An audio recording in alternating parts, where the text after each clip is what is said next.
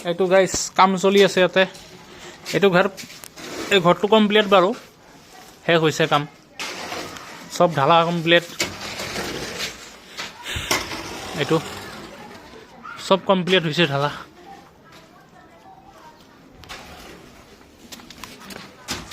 মামাই পইচা দিয়া নাই বাবে এটা গছ লগাই থৈছে ইয়াতে খেতি কৰিছে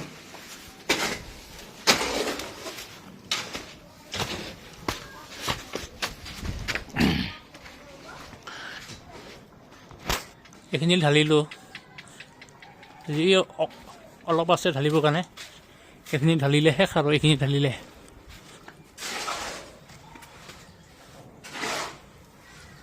ইয়াৰ পৰা এইখিনি ঢালিব বাকী আছে অলপ এইখিনি ঢালিলে শেষ আৰু কাম